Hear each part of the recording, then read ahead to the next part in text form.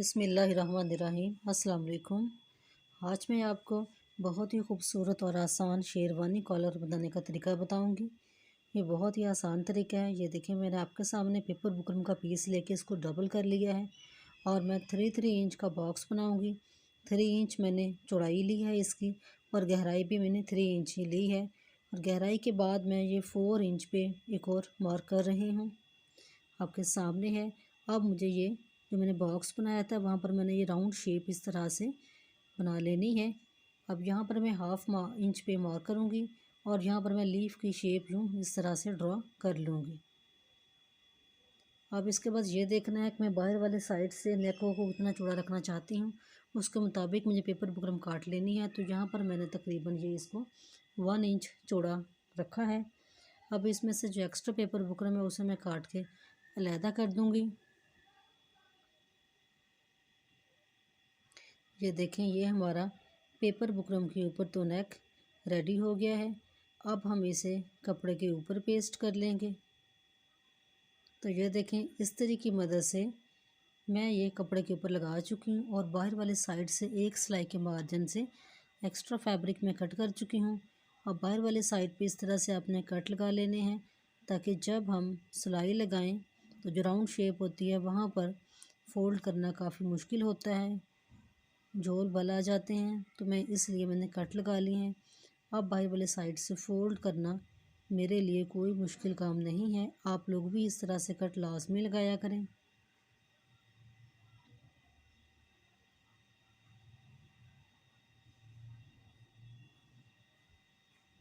तो ये करने के बाद अब इसका मैं सेंटर फाइंड आउट कर लूँगी। इसको डबल करके इसके सेंटर से मैं इस तरह से टुक लगा दूँगी और जो इसी तरह से शर्ट के सेंटर में भी मैंने निशान लगा लिया है।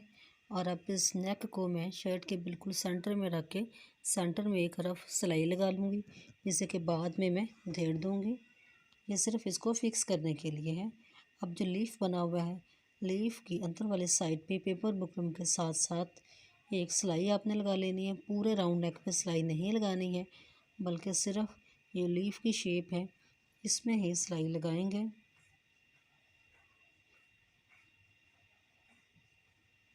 तो ये देखें, ये सिलाई लगाने के बाद बाकी गले को आपने ऐसे ही छोड़ देना है, इसमें अभी सिलाई नहीं लगाएंगे।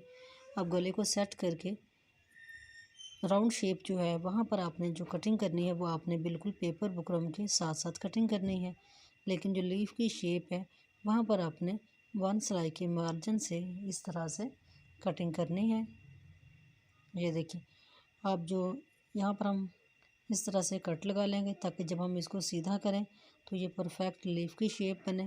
तो ये देखें, इस तरह से मैं यहाँ पे कट लगा चुकी हूँ। अब मैं इसको सीधा करने के बाद इसको मैं तुरपाई कर दूँगी। पूरे गले पे तुरपाई करूँगी, राउंड शेप पे भी और लीफ की शेप पे भी। अब हम बैक साइड पे आते हैं। बैक साइड को मैंने डबल कर लिया है। अब बैक साइड के नेक की मैं कटिंग करने जा रही हूँ। तो क्योंकि फ्रंट 3 इंच चौड़ा रखा था, बैक भी मैं 3 इंच चौड़ा रखूँगी और गहराई जो है ½ इंच पे मैं मार्क करूँगी। अब ये देखें, इस तरह से ½ इंच पे हमने मार्क किया और जो हमने इसकी कटिंग कर दी है। ये शेरवानी कॉलर बनाने के लिए या जिसे हम कहते हैं बैन लगाने के लिए जस्ट आपको बैक साइड पे इतनी ही कटिंग करनी होती है। ये देखें, तुरपाई करके मैं सेट कर चुकी हूँ फ्रंट वाले गले को। अब फ्रंट और बैक को कंधे से कंधे को मिला के मैं सिलाई लगा लूँगी।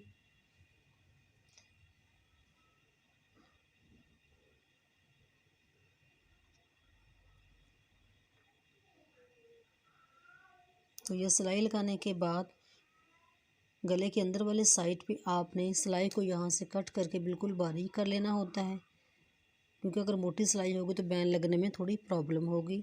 हम गले को इस तरह से डबल कर लेंगे और अब बैन के मेजरमेंट करना शुरू करते हैं। तो ये देखें, यहाँ पर मेजरमेंट करने से ये 8 इंच आ रहा है, यानी बैन की जो मेजरमेंट है वो 8 इंच है। बैन की कटिंग करने के लिए मैंने तकरीबन ये 9.5 इंच पेपर बुकरम का पीस फोल्ड किया है और इसकी जो चौड़ाई है वो तकरीबन 4.5 इंच है। क्योंकि मेरे पास जो नेक है इस पर जो बैन लगाना था वो 8 इंच है, तो मैंने इसको फोल्ड करके 9 इंच लिया था। नीचे वाली साइड पे मैंने थोड़े से डिस्टेंस से एक लाइन लगा दी है। अब क्योंकि बैक नेक 3 इंच चौड़ा है तो 3 इंच पे मैं इस तरह से ये मार्क करूँगी। और अब मैं नीचे से इस लाइन को मेजर करते हुए 8 इंच तक जाऊंगी, क्योंकि मेरा जो बैन है वो डबल करने से 8 इंच आ रहा है। यहाँ पर मैं 8 इंच पे एक मार्क लगा दूंगी। अब इसके बाद जहाँ पर 8 इंच था वहाँ पर ऊपर मैं 2 इंच के डिस्टेंस से यहाँ पर एक मार्क लगाऊंगी, और जो 3 इंच वाला मार्क है उसको मैं ये ऊपर वाले मार्क से, जो कि मैंने 2 इंच ऊंचाई पे लगाया है, उससे मैं मिला दूंगी। ये देखिए, इस तरह से आपने हल्के हाथों से हल्की सी कर्व शेप दे के यूँ आपने इसको मिला देना होता है। ये देखिए, अब मैं बैन के मेजरमेंट करती हूँ। जहाँ पर मेरा 8 इंच बैन कंप्लीट हो जाएगा उतना ही हमारे बैन की मेजरमेंट होगी, और इसके बाद जो एक्स्ट्रा आएगा उसको हम काट देंगे। जहाँ पर मेरा 8 इंच पूरा हो रहा है, और अब ये देखना है कि बैन जो है मैं कितना वो चौड़ा लेना चाह रही हूँ। तो बैन जो है मैं वो 1 इंच चौड़ा लेना चाह रही हूँ। ये भी आपकी चॉइस है, बाज़ लोग चौड़ा बैन पसंद करते हैं तो वह 1.25 इंच का भी ले सकते हैं। तो मैंने ये 1 इंच चौड़ाई पे बैन ड्रॉ कर दिया है। ये देखें, एक बार मैं दोबारा इसका मेजरमेंट कर लेती हूँ, तो यहीं पे ये 8 इंच पूरा आ रहा है।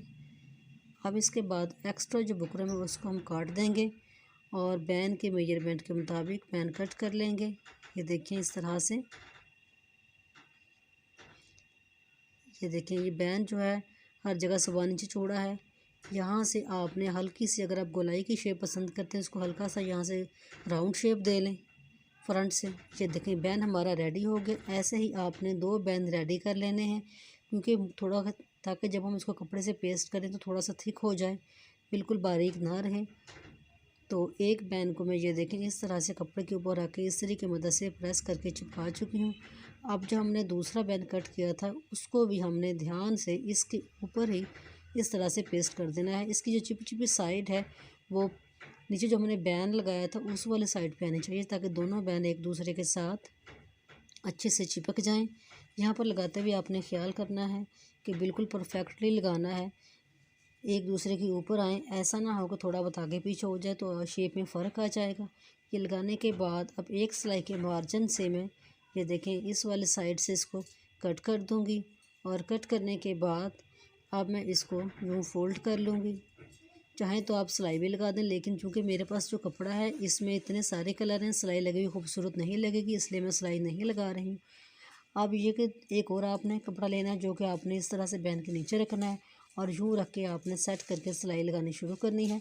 सिलाई आपने गोलाई से शुरू, बैन की गोलाई से शुरू नहीं करनी है, बल्कि थोड़ा सा आपने इस तरह से ही छोड़ देना है। ये देखें, यहाँ पर आपको वाज़े लगेगा मैंने पूरा एंड तक सिलाई नहीं किया है। अब इसके बाद यहाँ से जो एक्स्ट्रा फैब्रिक है इसको हम काट के अलहदा कर देंगे। तो चलें, इस साइड से भी हम जो एक्स्ट्रा फैब्रिक है एक सिलाई के मार्जिन से हम काट लेंगे। जब बैन को हमने सीधा करना होगा तो बैन के अंदर वाले साइड पे इस तरह से आपने ये साइडों से पहले ये कटिंग कर लेनी है। ये देखें, गोलाई की शेप में मैं कटिंग कर रही हूँ, और यहाँ पर जितनी बैन की एक्यूरेट लेंथ है वहाँ पर मैंने इस तरह से ये निशान लगा दिए हैं। इसको सीधा करने के लिए आपने कट लगाना है, इसके अंदर वाले साइड पे नहीं भूलना है। अब हम बैन को अपनी कमीज़ के साथ जॉइन करते हैं। तो इस तरह से आपने बैन वाले फैब्रिक को नीचे साइड पे रखना है और शर्ट को ऊपर वाली साइड पे रखना है। ये देखें, जो प्लेन कपड़ा था उसको मैं अटैच कर रही हूँ गले के साथ। ये शेरवानी कॉलर की बैक साइड होगी, यानी कि अंदर वाली साइड होगी, जो कि शर्ट की, जिसे हम उल्टी साइड भी कह सकते हैं, इस तरह से आएगी। तो हम ये इस तरह से लगा लेंगे। ये देखें किस तरह से जो बैन है हमारा, शेरवानी कॉलर है, किस तरह से ये बिल्कुल एन हमारे निशान के मुताबिक फिट आई है। यहाँ पर निशान के मुताबिक पूरा आया है। अब इसके बाद हम इसको पलट के जो राउंड शेप है वहाँ पर भी हम सिलाई लगा लेंगे। अगर पहले सिलाई लगा लें तो फिर ये इसको अटैच करने में शर्ट के साथ काफ़ी मुश्किल होती है। तो इस तरह से ये आसान तरीका है कि इसको हम बाद में आप यहाँ से कॉर्नर से सिलाई लगा लें। दूसरी साइड से भी हम ये गोलाई में यहाँ पर सिलाई लगा लेंगे। ये देखें, इस तरह से ये गोलाई थी, यहाँ पर भी हम सिलाई लगा लेंगे।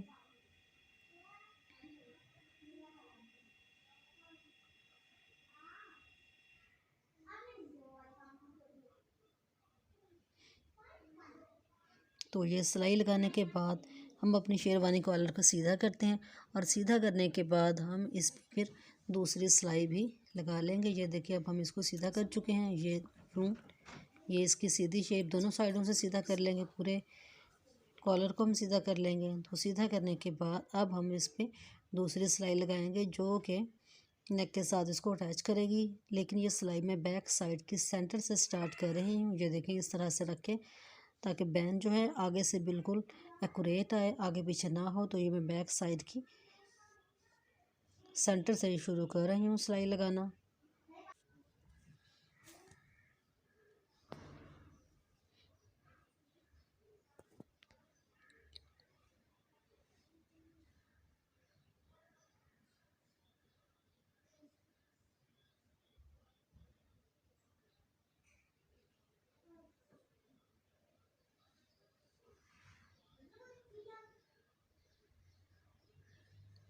अगर आपको लगे कि कपड़ा कहीं से ये निकल रहा है तो वहाँ अपने नीडल की मदद से इसको सेट कर लेना होता है। अगर फिंगर की मदद से करेंगे तो इतना वो सही नहीं बैठता, क्योंकि जगह पर यहाँ पर कम होती है। तो नीडल की मदद से आपने कपड़े को अंदर की साइड में करके सिलाई लगा लेनी होती है। अब सीधी सिलाई लगाने के बाद हम यहाँ पर एंड पॉइंट पे आ गए हैं और गोलाई की शेप में भी हम सिलाई लगाते हुए बैंड की ऊपर वाली साइड पे चले जाएंगे। ये देखें एक ही सिलाई में यानी धागा तोड़े बगैर हमने ये पूरी सिलाई कंप्लीट करनी होती है। ये देखें इसलिए मैंने बैक साइड से शुरू किया था ताकि फ्रंट पे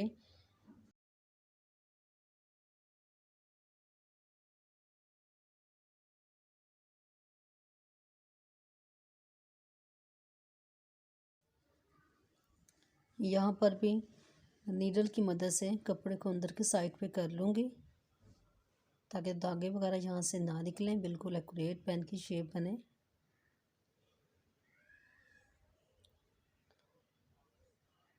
अब मैं आपको नेक की फाइनल लुक दिखाती हूँ जो कि आपको यकीनन पसंद आएगी।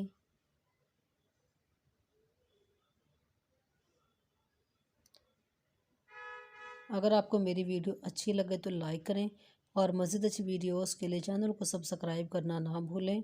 Thank you.